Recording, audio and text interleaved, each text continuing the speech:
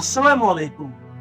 প্রিয় দর্শক, অন্য মঞ্চের আলোচনায় আপনাদের সকলকে আমন্ত্রণ জানাচ্ছি। সুপ্রিয় দর্শক শ্রোতা মণ্ডলী, আপনারা এই মুহূর্তে আমাদের এই লাইভটি যে যেখান থেকে দেখছেন এবং পরবর্তীতে যে যেখান থেকে দেখবেন, সকলকে জানাই আমি আমার প্রাণঢাল অভিনন্দন এবং শুভেচ্ছা। কারণ এই রয়ের প্রধানরা ঘুরে যাওয়ার পর দীনেশ ত্রিবেদী বৈঠকের পরে আমাদের যে একজন তথ্য উপদেষ্টা আছে, মাননীয় প্রধানমন্ত্রী, যিনি দড়ি দিয়ে ধরে আনবে, পারলে বর্ডারে ফাঁসি দিয়ে দেবে শেখ হাসিনার, উনি বলে বসলেন যে উনি আসলে পূর্ণ নিরাপত্তা দেবে। ভারত এই আলাপটাই করছে। ভারত চাচ্ছে, এবং এটা ভারতের চাওয়া অন্যায় না, যে বাংলাদেশি স্থিতিশীল রাজনীতি হোক, ভোটের মাধ্যমে জনগণ ডিসাইড করুক কে তাদের রাষ্ট্র ক্ষমতায় থাকবে, যাকে মনে করবে তাকে আসবে, এটা গণতন্ত্রের ভাষা। আর আমি আপনাকে আজকে একটা কথা বলি, আমাদের বাংলাদেশে আপনার মনে আছে যে রাশেদ ভাই, যখন করোনার দাপট শুরু হলো, বাংলাদেশ গভর্নমেন্ট অফিসিয়ালি করোনা শিকার অ্যাডমিট করে গভর্নমেন্ট হলিডে দিয়ে দিল। তার 2-3 দিন আগে আপিল বিভাগে বেগম জিয়াকে বেল দেয়, এবং এটাও তদানীন্তন সুপ্রিম কোর্টের লজ্জা। আমি সব সময় বলি, আমাদের বিচার বিভাগ কখনোই মানুষের পক্ষে কাজ করে না। অতীতেও দেখেছি, শেখ হাসিনার আমলও দেখেছি, এবং আরো নির্মম দেখেছি ইউনূসের আমলে, এবং দুর্ভাগ্যজনকভাবে তারেক সাহেবের আমলও দেখছি।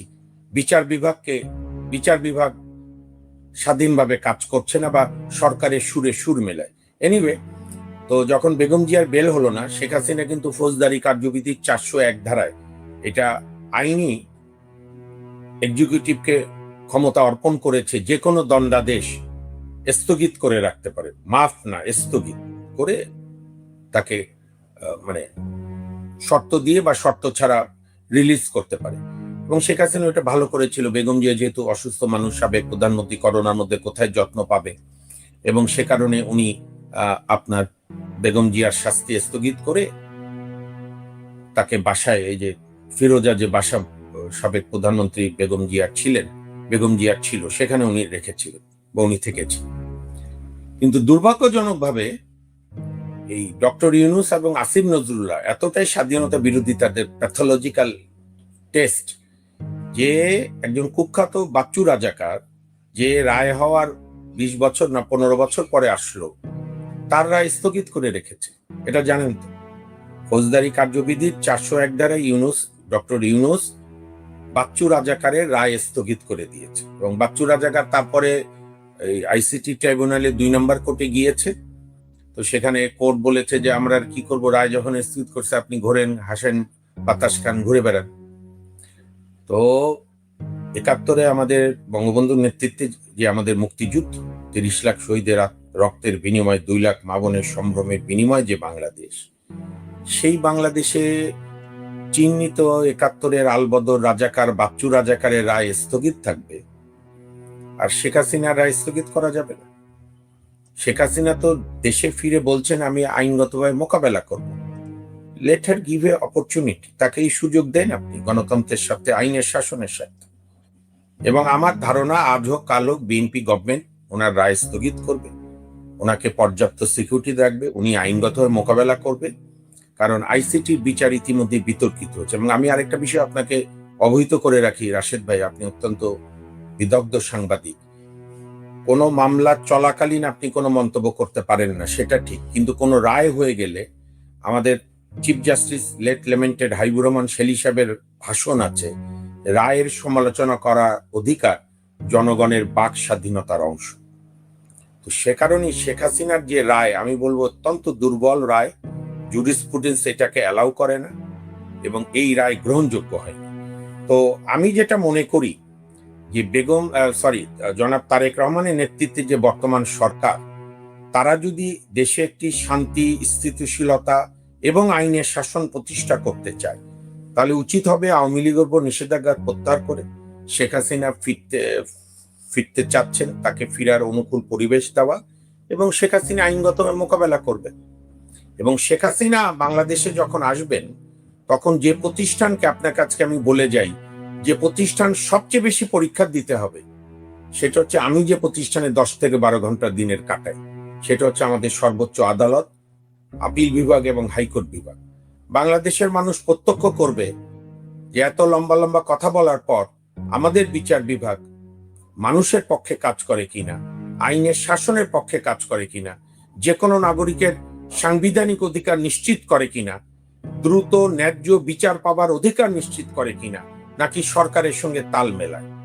অর্থাৎ 5 আগস্টে যে মানুষের বিস্ফোরণ হয়েছিল, আমি ওইটার সঙ্গে গণভবন মিলাচ্ছি।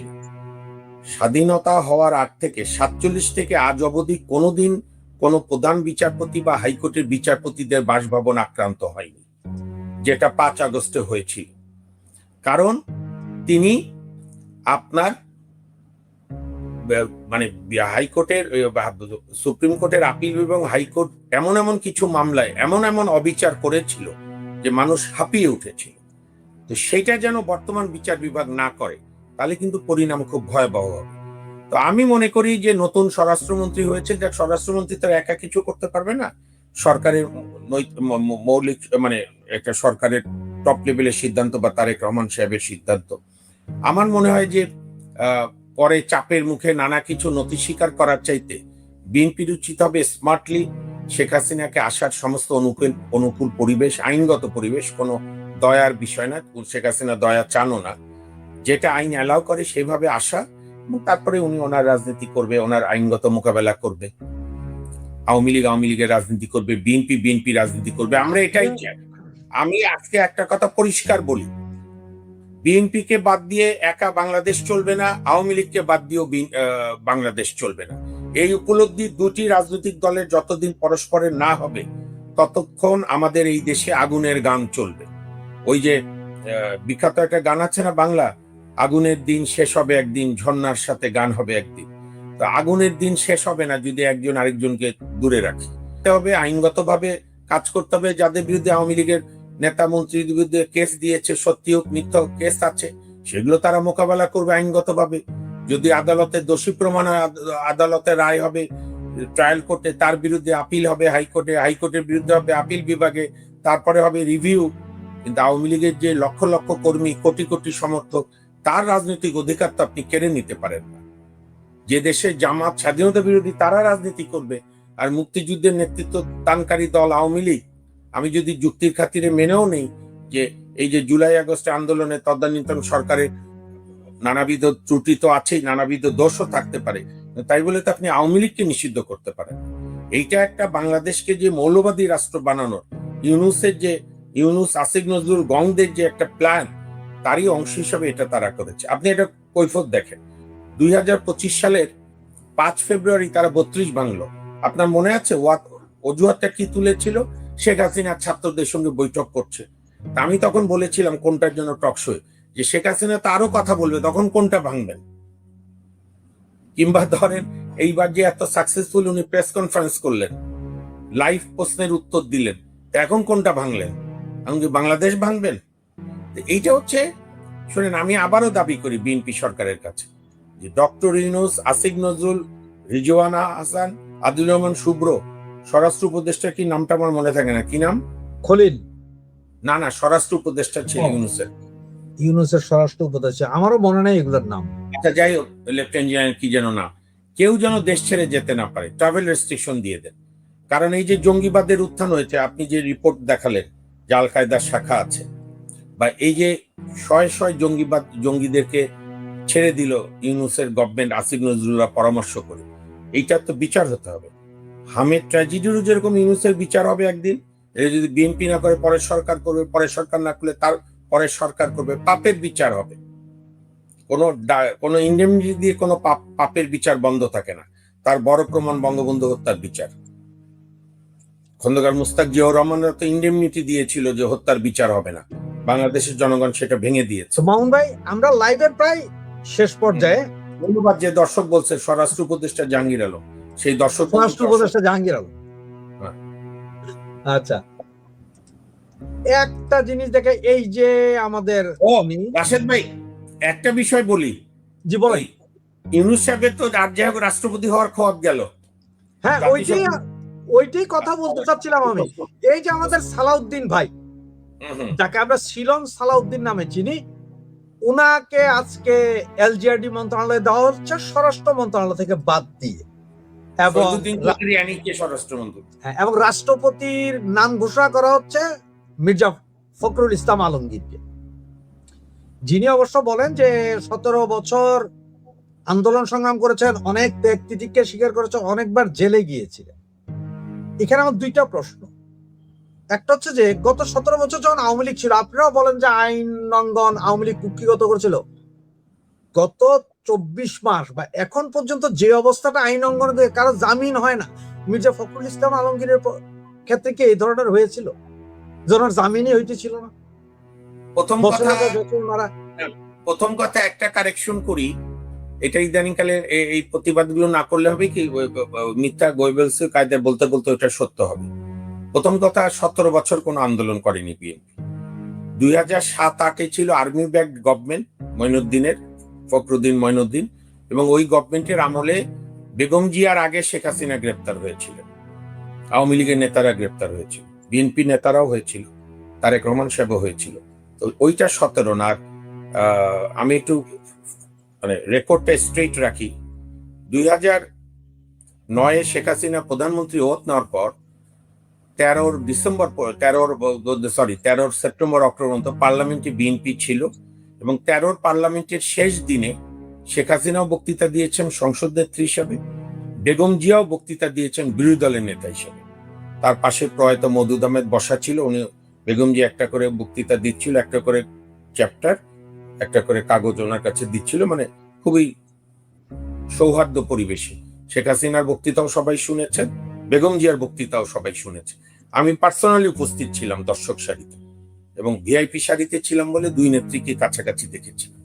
তো সেই পর্যন্ত তো কোনো আন্দোলনই নাই। ওই সময় একটাই আন্দোলন বিএনপি করতো, বেগম জিয়ার বাড়ি যে ভেঙে দিল সেইটা। তো যাই হোক, মির্জা ফখরুল সাহেব তো কত বছর জেলে ছিল আওয়ামী লীগ আমলে তো কেউ বলতে পারবে না। কেস হয়েছিল 250টা, কিন্তু টানা তো বোধহয় 6 মাস 7 মাসের বেশি না।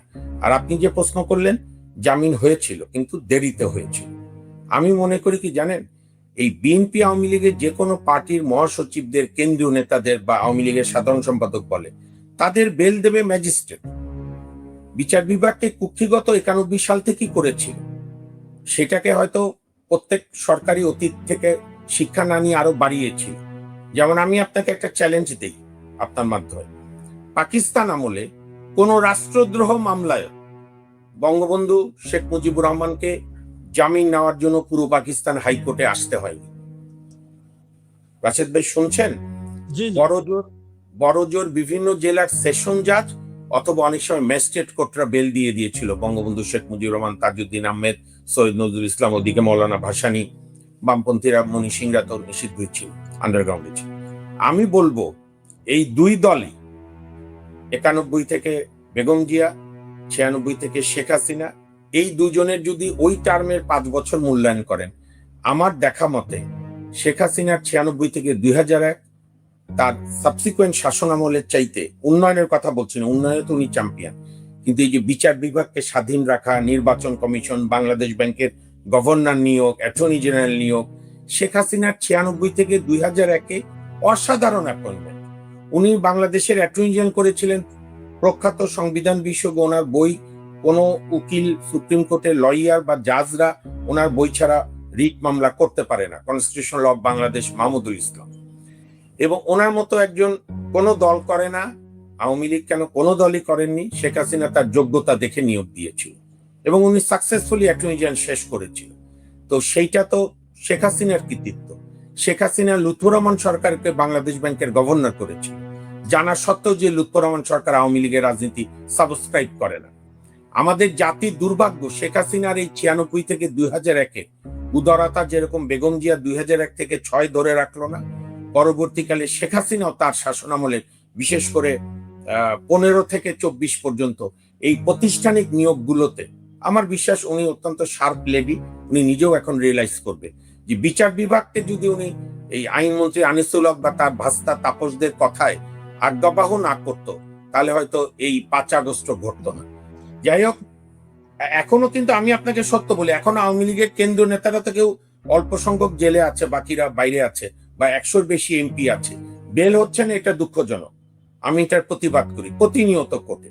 যে কোনো রাজনৈতিক আদর্শ বিশ্বাস করে দেখে আপনি বিনা বিচারে কোন নাগরিককে জেলে রাখবে না, আওয়ামী লীগ তো বটে, আওয়ামী লীগের নেতা কর্মী সহ।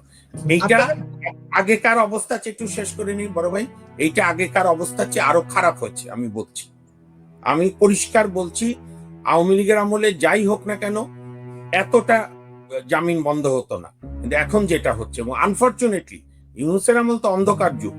বর্তমান প্রধানমন্ত্রী তারেক রহমানের কাছে জনগণের প্রত্যাশা ছিল যে উনি সাংবিধানিক পদগুলোতে ভালো ব্যক্তি নিয়োগ দেবে, কিন্তু এমন ব্যক্তি নিয়োগ দিয়েছে বিভিন্ন পদে বা বিভিন্ন প্রতিষ্ঠানে, মানুষ হতাশ হচ্ছে।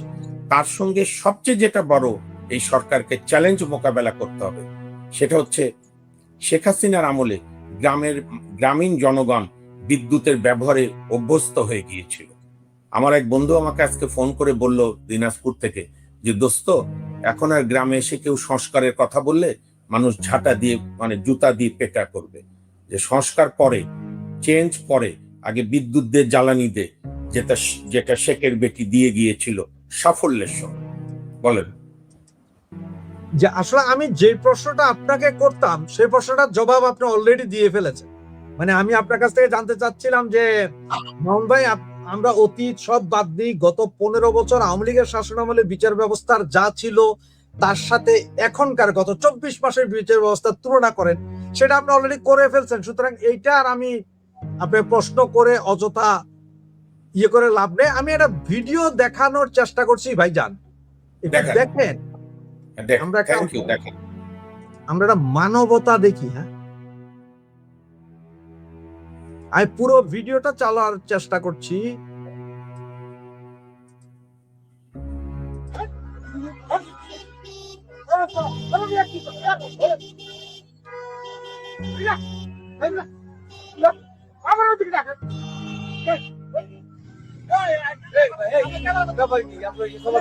কি সমস্যা কি? আপনারা মারতেছেন, আমি ভিডিও করতেছি। কি হচ্ছে?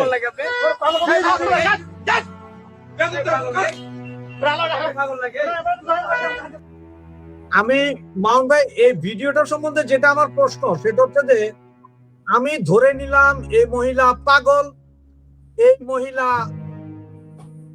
রাস্তার প্রস্টিটিউট, ভিখারি, যাই হোক, তুমি পুলিশ সদস্য 3 জন 4 জন, তোমরা এইভাবে তারে মারতে পারো, তার টানাটানি করে ব্যাগ ফেলে দিতে পারো, এরা কি মানুষ হবে না?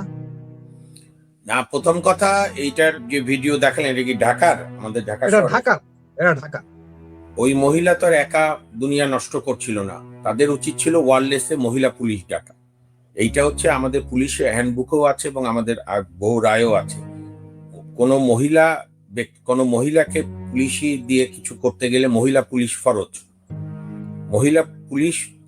ফরজ।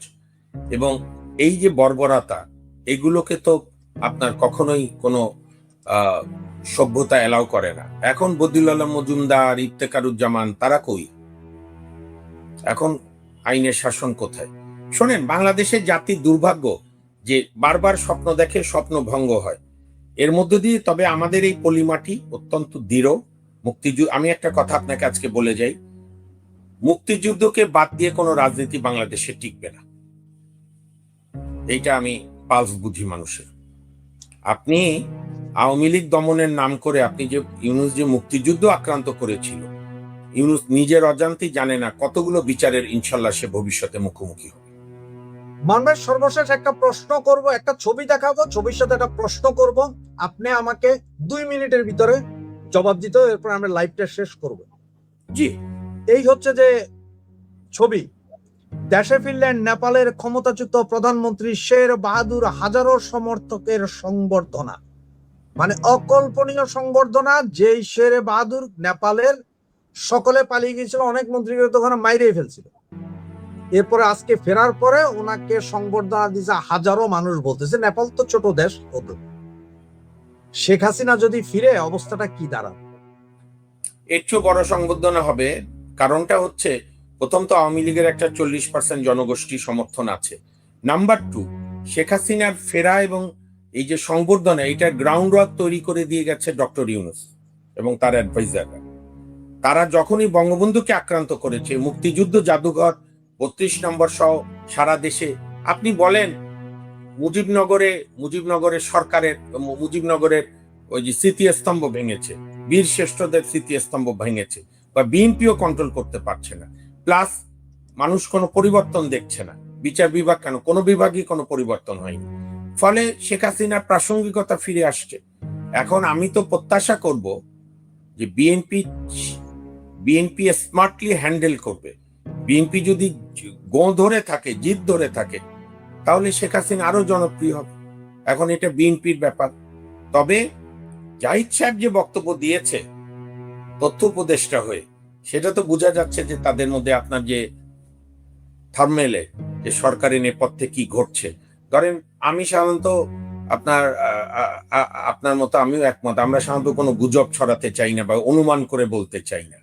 তবে নিশ্চয়ই দীনেশ ত্রিবেদী তো আর ওইখানে নরেন্দ্র মোদীর কাছে গিয়ে বলেনি যে তারেক জিয়া আমাকে খুব সম্মান দিয়েছে। নিশ্চয়ই তারেক জিয়ার কোনো বক্তব্য প্রধানমন্ত্রীর আছে, নরেন্দ্র মোদীরও বক্তব্য আছে। এবং আপনি বোধহয় এটা জেনেছেন রাশেদ ভাই, প্রধানমন্ত্রী নরেন্দ্র মোদী বাংলাদেশের সঙ্গে তাদের সম্পর্ক উনি ডিল করবে, উনি আর দীনেশ ত্রিবেদী। এবং আপনি বোধহয় দেখেছেন যে বিশাল ঘরে মিটিং হচ্ছে, উনি আর দীনেশ ত্রিবেদী মুখোমুখি। এবং দীনেশ ত্রিবেদী কিন্তু খুব, আমি একটু বলে নিই আপনাকে, একটু অনুমতি নেই। দীনেশ ত্রিবেদীর ইতিহাসটা আমাদের এখানকার মৌলবাদীরা জানে না বা বিএনপিও জানে না। দীনেশ ত্রিবেদী ছাত্র জীবনে যুব কংগ্রেসের কেন্দ্রীয় জয়েন্ট সেক্রেটারি ছিল রাজীব গান্ধী ইন্দিরা গান্ধীর আমলে। তারপরে যখন তৃণমূল হয়ে গেল মমতার নেতৃত্বে, তখন সে তৃণমূলের সেকেন্ড ইন কমান্ডের মতো। মমতা যখন ওই সোনিয়া গান্ধীর নেতৃত্বে মনমোহন সিং এর গভর্নমেন্টে রেলমন্ত্রী হিসাবে রেলমন্ত্রী হলো, তারপরে যখন 11 সালে জিতলো মমতা, পশ্চিমবঙ্গের মুখ্যমন্ত্রী হলো, তখন মমতার জায়গায় কিন্তু মমতা দীনেশ ত্রিবেদীকে দায়িত্ব দিয়েছে। কাজে উনি মাটি থেকে উঠে আসা রাজনীতি নেতা, গতকাল হয়নি বা কারো পরিবারের কারণে হয়নি।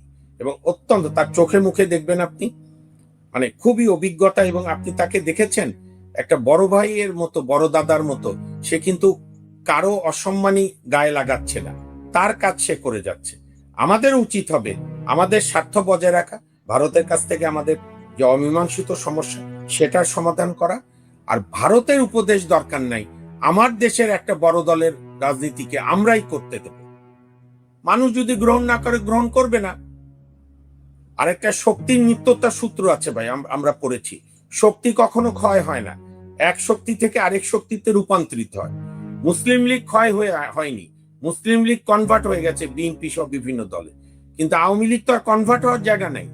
কারণ মুক্তিযুদ্ধ এবং বঙ্গবন্ধুকে রাজনৈতিক দল হিসেবে আওয়ামী লীগ লালন করছে, যেটা শেখ হাসিনা বলতেন আগে আমাদের সব বিভিন্ন জায়গায়, যে আমরা যেদিন থাকবো না সেদিন মুক্তিযুদ্ধ থাকবে না, বঙ্গবন্ধু অসম্মানিত হবে, শহীদরা অসম্মানিত হবে। তা আমি তো দেখলাম ইউনূস সেই কাজটাই করলো। কাজে সেই কারণে আওয়ামী লীগের রাজনীতি প্রাসঙ্গিক হয়েছে। তারপরও তাদের যে ভুল ত্রুটি আছে, অপরাধ আছে, অপরাধ নেই এটা আমি বলবো না, অন্ধের মতো অনেক অপরাধ আছে। রাজনীতিক কন্ট্রোল করতে পারেনি, জামাত শিবির বৃদ্ধি পেয়েছে, তারা সেটা বুঝতে পারেনি, অথবা বুঝেও তাদের অনেক দুর্নীতিবাজ নেতারা এগুলোকে ওভারলুক করতে চেয়েছে। রাজনৈতিকভাবে আমাদের শিক্ষা ব্যবস্থায় নৈতিক পরিবর্তন আনতে পারেনি। কারণ ধরেন এই যে নাহিদ, তারপর কি নাম, হাসনাত আব্দুল্লাহ, তারপরে যে বলছিল আমি না সার্জিস, তারপরে যে কি নাম আসিফ মাহমুদ সজীব যে বলছিল আমি ট্যাক্স কি নাম কি চালাবো, থ্রিলার না হুইলার চালাবো। হ্যাঁ হ্যাঁ হ্যাঁ, তো এরা তো 5-6 পর অবস্থায় শেখ হাসিনা রাষ্ট্রীয় ক্ষমতায়। তাহলে স্কুলের শিক্ষাক্রম কি হলো, কলেজে কি হলো, বিশ্ববিদ্যালয়ে ছাত্র রাজনীতি কি শিক্ষা দিল, শিবির যে তলে তলে বড় হলো তারা এটা বুঝতেই পারলো না। কাজেই এগুলো সবগুলো নিজেরাও নিশ্চয়ই আত্মোপলব্ধি করছে। তবে আমি আরেকটা শেষ অনুরোধ করব আজকে টকশোয়, বাংলাদেশে গণতন্ত্রের জন্য, আইনের শাসনের জন্য, বিচার বিভাগের স্বাধীনতার জন্য, মৌলবাদ, জঙ্গিবাদ, এই যে আপনার জয়সি মোহাম্মদ সহ এগুলোকে দমন করার, স্বাধীনতা বিরোধী শক্তিদের দমন করার জন্য আওয়ামী লীগ বিএনপিকে ন্যূনতম জায়গায় ঐক্যমতে পৌঁছাতে হবে। এইটা যত তাড়াতাড়ি এই দুই দল করবে বাংলাদেশের জন্য তত মঙ্গল।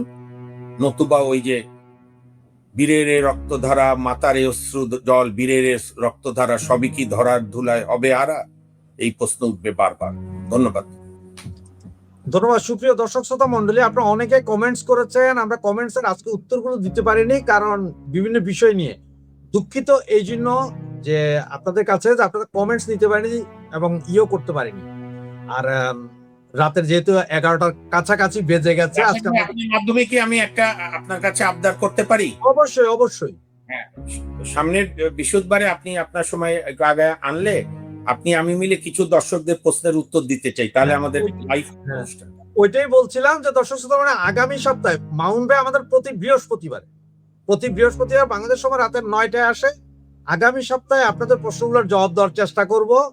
তো আজকে এখানে দিতে পারলাম না। আর মাউন্ট ভাই, আপনার কাছে আমাদের একটা রিকোয়েস্ট যে প্রতিদিনই কিছু না কিছু ঘটে যাচ্ছে।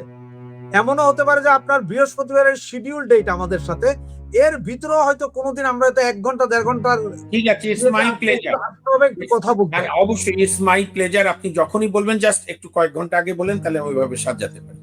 মান ভাই, আমি প্রথমেই বলছিলাম যে শেষ কোত্থেকে শুরু কোত্থেকে শেষ সেটা আমি বুঝতে পারছি না। আপনি একটা কথা বললেন আজকে যে বিএনপি আওয়ামী লীগ এক জায়গায় হইতে হবে। তো আমার মাথায় যেটা ঘুরতেছে সেটা তো বঙ্গবন্ধু শেখ মুজিবুর রহমান, উনি আমাদের দেশ স্বাধীনতার পেছনে সবচেয়ে বড় অবদান।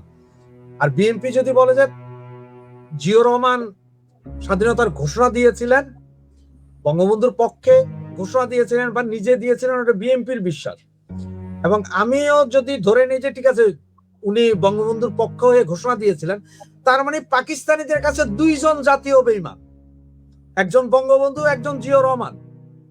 বিএনপির উপরে এখন যদিও পাকিস্তান আসর করছে, পাকিস্তান কিন্তু সময় পেলে তাদেরকেও আছাড় মারতে ছাড়বে, কারণ বেঈমানের। আমি রাশেদ ভাই জাস্ট 30 সেকেন্ড নেই। জি জি, এইটা আমার কাছে এই যে বিএনপির একজন পোরখা নেতা রিজভী আহমেদও একটা অবান্তর মন্তব্য করলো, হাস্যকর। আমি এগুলোর উত্তরও দিতে চাই না। ফ্যাক্টটা কি, 27শে মার্চ জিয়াউর রহমান যখন নিজের স্বাধীনতার ঘোষণা দিল, তারপরে যখন আওয়ামী লীগ নেতারা গিয়ে বললো যে আপনাকে তো সবাই চেনে না, এটা তো বাস্তব। উনি তখন আর্মির মেজর, পাকিস্তানে ছিলেন দীর্ঘদিন, এটা সব মেজরকে তো চিনার কথাও না। কিন্তু নিঃসন্দেহে একজন তরুণ মেজর মুক্তিযুদ্ধের ঘোষণা দিয়েছে, এটা তো উৎসাহ ব্যঞ্জক যারাই শুনতে পেরেছে। এবং জিয়াউর রহমানও দেখেন যখন আওয়ামী লীগ নেতারা গিয়ে বললো, তখন বললো যে আপনারা কারেকশন করে দেন। তো ওনারা বললো আপনি করেন। জিয়াউর রহমান জানেন লেখাপড়া করেছে করাচিতে বা বিভিন্ন জায়গায়, তার বাবাও কলকাতায় পারমাণবিক শক্তি কমিশনে চাকরি করতো, পড়াশোনা ভালো। তো জিয়া নিজেই কারেকশন করে লিখলেন, I on behalf of great leader Bangabandhu Sheikh Mujib to him. তারও বাদ দেন আপনি। এই যে হাস্যকর যুক্তি বিএনপি নেতারা করে, তারা তাদের প্রতিষ্ঠাতাকে অপমান করে। আমি 2টা কথা বলি, শেষ করি। তেলিয়াপাড়ায় যে 2রা এপ্রিল 27 জন মেজর সহ মিটিং হলো, সভাপতিত্ব করলেন আমাদের মুক্তিযুদ্ধের রণাঙ্গনের প্রধান সেনাপতি MAG ওসমানী, যেখানে জিয়াউর রহমান, খালেদ মোশাররফ, শফিউল্লাহ সব বীররা মিটিং করলো। এবং সেখানে জিয়াউর রহমান, আপনি ঐতিহাসিক ডকুমেন্ট, ওই জিয়াউর রহমান তো ওখানে বলেন যে আমি রাষ্ট্রপতি, আসেন আমার নেতৃত্বে করেন। জিয়াউর রহমানরা যখন প্রশ্ন করলো যে রাজনৈতিক নেতারা কোথায়, তাদের সঙ্গে তো আমাদের মেলবন্ধন হতে হবে। এবং তখন তো রাজনৈতিক নেতা মানে আওয়ামী লীগ বাংলাদেশের মানুষের ভোটে নির্বাচিত প্রতিনিধি, তারাই বাংলাদেশকে প্রতিনিধিত্ব করতে পারে এবং তারা তা করলেও। এবং তখন আপনাকে আমি বলি, তদানীন্তন মেজর সিয়াদ দত্ত, পরে যিনি মেজর জেনারেল হলেন, আর ওসমানী সাহেব, আর আরেকজন বোধহয় নামটা মনে পড়ছে না, সেই বীর মুক্তিযোদ্ধা আর্মি অফিসার, আমি ক্ষমা চেয়ে নিচ্ছি, এই 3 জনকে দায়িত্ব দিল যে আওয়ামী লীগের এমপিদের সঙ্গে আলাপ করে সরকার তারা কিভাবে গঠন করবে সেখানে তারা। এবং মুক্তিযুদ্ধের 10 এপ্রিল ডিক্লারেশন অফ ইন্ডিপেন্ডেন্স হল। 14-15-তে অনেকবার তাজউদ্দিন সাহেবের একটা স্বপ্ন ছিল যে আমরা ওত নেব স্বাধীন